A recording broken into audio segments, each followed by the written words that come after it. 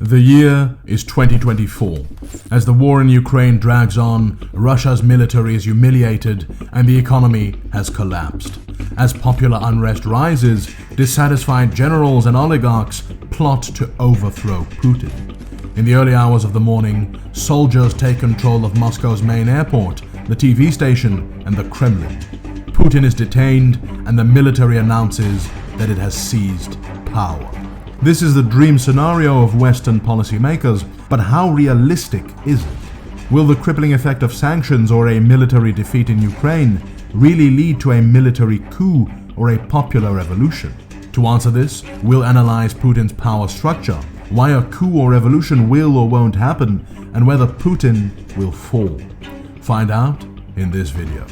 Just before we start, don't forget to subscribe for more political analysis videos and hit that bell notification while you're at it. The plot to overthrow Putin. With the poor state of the economy and the war, talk of the possibility of a military coup in Russia has been rising. If a coup were to happen, it wouldn't be the first time that the military tried to overthrow a civilian government in Russia.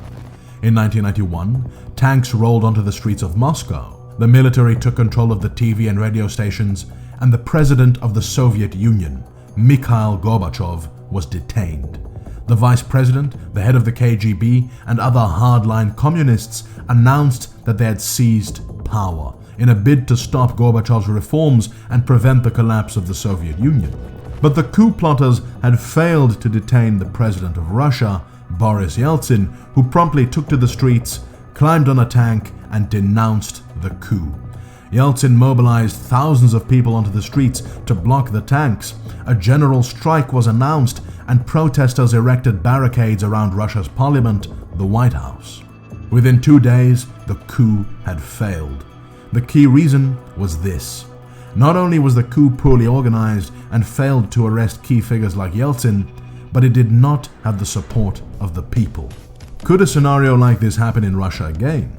In 1991, key members of the Russian elite were unhappy with Gorbachev's leadership. His reforms had destabilized the country. The economy was in a tailspin. Soviet republics threatened to secede, and most importantly, their once unquestioned power as members of the Communist Party was in decline. The elites surrounding Putin are suffering similar setbacks, and there are clear motives for a coup. On the one hand is the economic impact of the sanctions on Russia's oligarchs. We're joining with European allies to find and seize their yachts, their luxury apartments, their private jets. We're coming for your ill-begotten gains.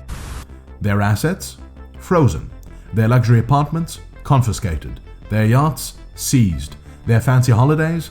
Cancelled because of travel bans. In the space of 24 hours, 22 Russian billionaires lost $39 billion. And they will lose access to the $800 billion in assets they have in Western countries. Unsurprisingly, the oligarchs aren't happy. Mikhail Friedman, founder of Russia's largest private bank, who is on the sanctions list, has condemned the war. Oleg Deripaska, owner of one of Russia's largest aluminium companies, has condemned the war. Oleg Tinkov, a banker and businessman also on the sanctions list, has condemned the war. Clearly, there is opposition to the war amongst the oligarchs. They realize this war is losing them money, and the economic devastation could be a catalyst for social unrest by the Russian people. It stands to reason that the best way to protect themselves from revolution is to get rid of Putin. But as you'll see in a moment, it's more complicated than that. On the other hand is the military failure in Ukraine. What was meant to be a special military operation to decapitate the Ukrainian government within a few days has ended up in Russian military defeat in Kiev and a total withdrawal from the north of Ukraine. But more importantly, high-ranking members of the Russian armed forces are paying the price. Up to 23 Russian generals and commanders have been killed in this war. That's almost a quarter of Russian generals, a higher rate than during World War II.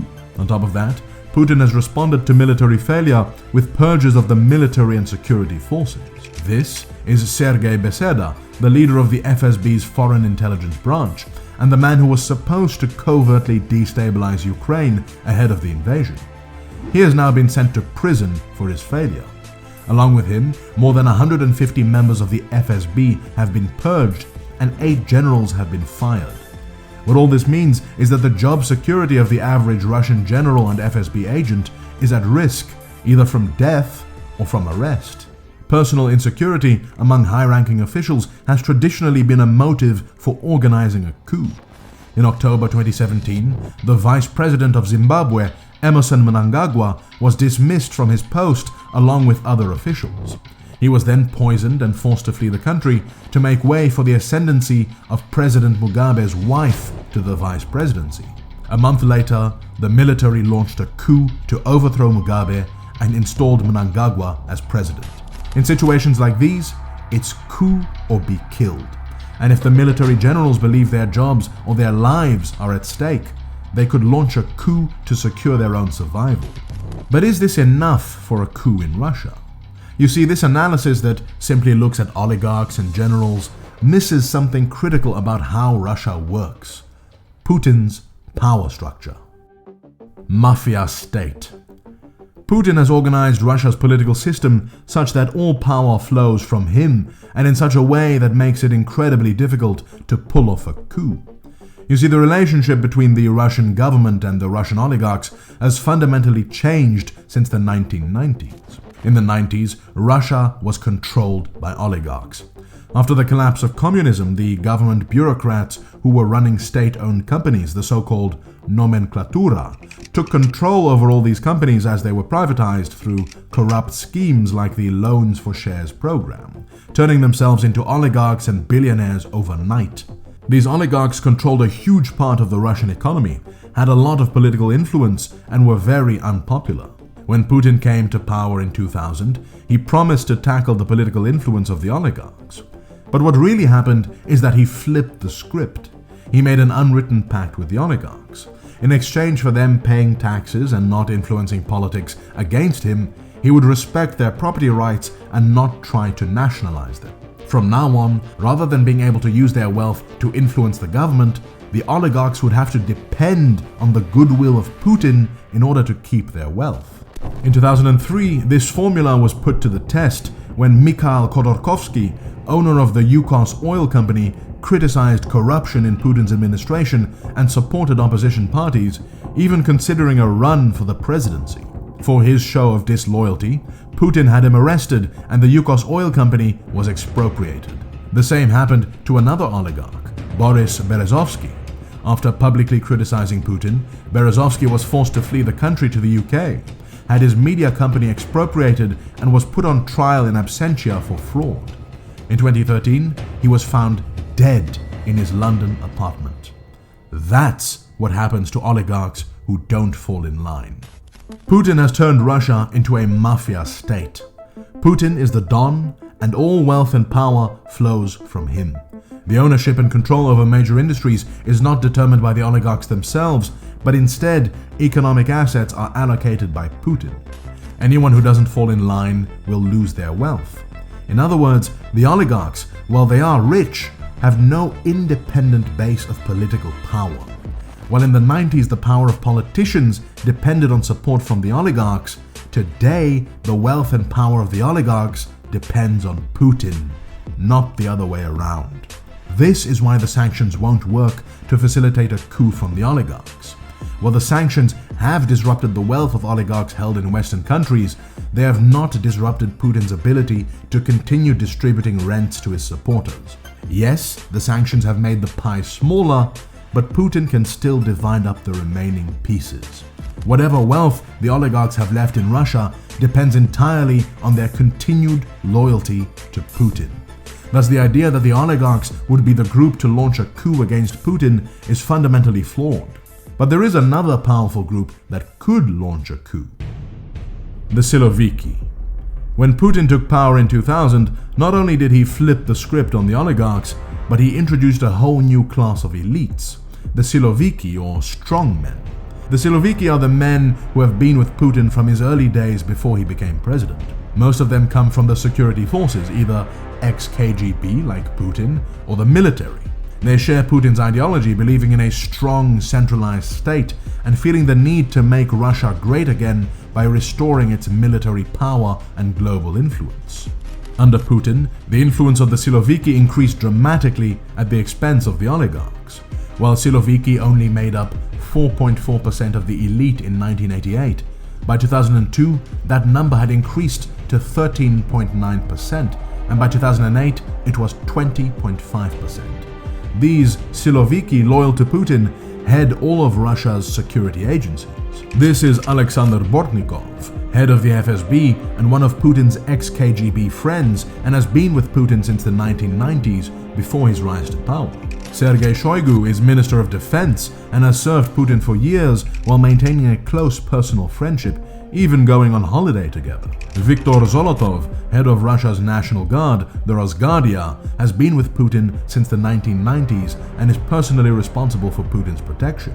Sergei Narushkin is head of Russia's Foreign Intelligence Service, also ex-KGB and allied to Putin since before he came to power. And then there's Nikolai Patrushev, head of Russia's Security Council, also ex-KGB and friend of Putin since the 1990s.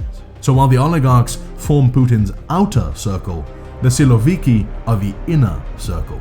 Unlike the oligarchs who are just rich, the Siloviki also have political power. And the fact that these loyal Siloviki control the security agencies that would be needed to pull off a coup makes it all the more unlikely. Besides this political structure, Putin has coup-proofed his regime. While many in the Russian security forces are unhappy with the war, Putin has made sure that the blame for the war cannot be placed on him alone. Говорите прямо. Я поддержу предложение о признании. Поддержу или поддерживаю? Говорите прямо, Сергей. Поддерживаю предложение. Так и скажите, да или нет. By forcing all his top aides to pledge their support for the invasion live on TV, Putin has forced them to share the blame for the war, which makes it difficult for them to credibly blame Putin for all the failures when they publicly went along with it. In other words, the key motivation for a coup, military failure, is a lot less powerful when everyone was in on it. More importantly, all military and security agencies have been infiltrated by counterintelligence officers loyal to Putin. Agents of the FSB are embedded directly in the Russian military to monitor the armed forces. This makes it incredibly difficult to plot a coup without getting caught. Putin has also made it difficult to coordinate a coup by creating rival security agencies with overlapping responsibilities. There is the FSB, Russia's secret intelligence agency, the GRU or military intelligence, the SVB, Russia's foreign intelligence service, the Federal Protection Services responsible for protecting high-ranking government officials, and the Rosguardia or National Guard. Each of these agencies have their own special forces units and thousands of officers. If a coup were ever to be attempted by any one agency, another agency would step in to stop it, resulting in a bloody gun battle. That's exactly what you don't want. Successful coups tend to be bloodless because they have the overwhelming support of the security forces. This becomes a lot more difficult when you have so many rival agencies. On top of that, the military detachments stationed near Moscow are located quite a distance away, which would give pro-Putin forces enough time to organize resistance to stop the coup. Finally, the military in Russia has historically not been very involved in politics. Putin has also not used the military to crack down on domestic opposition. Instead, the Rosguardia serves as the political arm of Putin's regime, cracking down on domestic dissent, while the military deals with foreign threats. This means that a situation where the military is forced to shoot at protesters and then refuses, as happened in 1991, will never happen in Putin's Russia. So if a coup is unlikely, what about a popular revolution? Russian Revolution. In February 1917, the Russian people revolted against centuries of Tsarist rule because they wanted two things: bread and peace. Russia's embarrassing military defeats against Germany in World War I and the precarious economic situation ultimately led to a popular revolution that collapsed the regime. Could the crippling effect of economic sanctions and a failed military campaign in Ukraine spell the end of Putin's regime? Sanctions work, but they also don't. In terms of punishing Russia and the Russian people, the sanctions have been and will continue to be incredibly effective. A run on the banks, corporations fleeing the country, the collapse of the stock market. We've seen it all.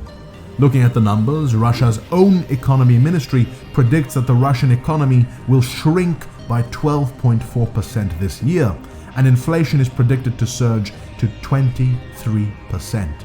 Yet despite all this, there's not much reason to believe that those economic losses will automatically translate into popular unrest.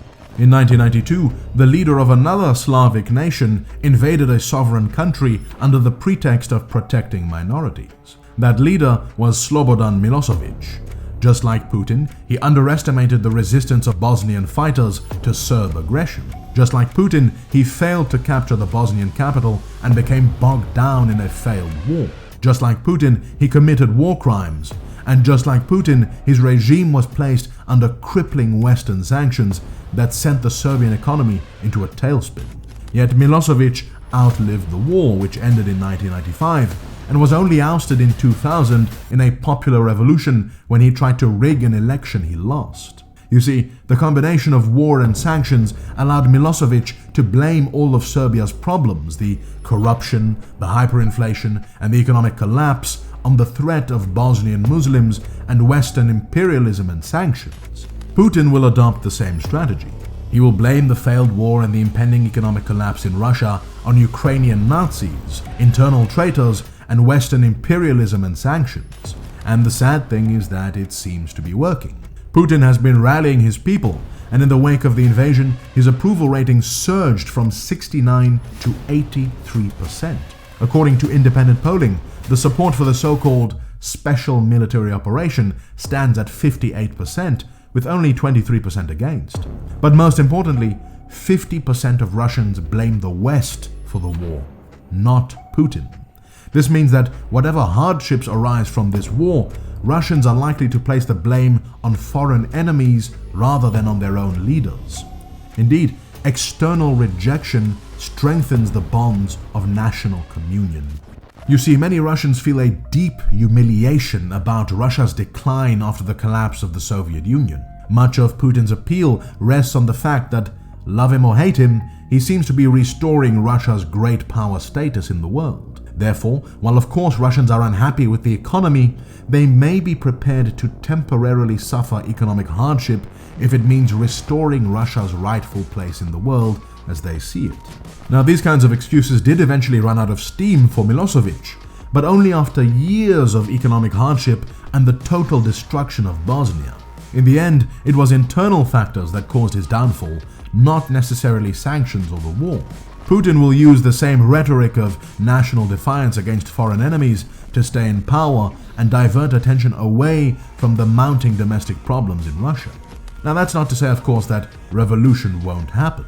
Opposition to Putin could grow as the dead bodies come home and the economy suffers. Popular unrest has usually been triggered by a surge in the price of food or fuel. In the Middle East, rising food prices triggered the Arab Spring in 2011. In neighboring Kazakhstan, a surge in the fuel price triggered mass protests in 2022. Yet while inflation in Russia has surged to 17%, food and fuel are the two things which have not increased in price, for the simple reason that Russia is one of the largest grain producers and one of the largest energy producers in the world. However, the economic sanctions will force Putin's government to cut back on healthcare, education, and pensions. The last time Putin tried to cut pensions, he faced the largest drop in his approval rating yet and a massive wave of protests. Indeed, there has been pushback against the war. Thousands of people have been arrested, beaten, and tortured in anti-war protests. And while the polls on support for Putin and the war do tell us something, they are obviously inflated by a combination of fear and propaganda. But even if the propaganda doesn't work, organizing a protest movement large enough to stage a popular revolution will be extremely difficult. Researchers estimate that you need at least 3.5% of the population to be involved in protests to get the government to fall. In Russia, that would be about 5 million people. Up till now, anti-war protests in Russia have only mobilized a few thousand people. The challenge is the same as with a coup. It's a coordination problem. Putin prevents a coup by establishing overlapping security agencies that are all watching each other, thus making it difficult to organize a coup. Similarly, Putin prevents a popular revolution by arresting anyone who tries to organize protests. To get to that scale would be incredibly difficult, as protesting against the war is effectively illegal, and all opposition leaders are either in exile, poisoned, or in jail. The only other possibility for protests to succeed in overthrowing Putin is if the military sides with the protesters, or at the very least remains on the sidelines. This is in fact exactly what happened in Ukraine when security forces refused to fire on protesters and abandoned their posts, which forced Viktor Yanukovych to flee the country. Potentially the same thing could happen to Putin in the face of mass protests. But because Putin will send in the Rosguardia, who are fiercely loyal to him, not the military, this is highly unlikely. The idea that sanctions and the war will inevitably lead to Putin's fall misses a critical point. Power in Russia flows from the top down, not the other way around, and Putin has successfully coup-proofed his regime, both from would-be coup plotters and Russian revolutionaries. To find out how Europe can end its dependency on Russian energy, watch this video. Consider becoming a Patreon to support this channel. Leave a comment for the algorithm. Thank you to my Patreons, including Matthias, Linda, Richard, Eisenskjold, and many more for making this video possible.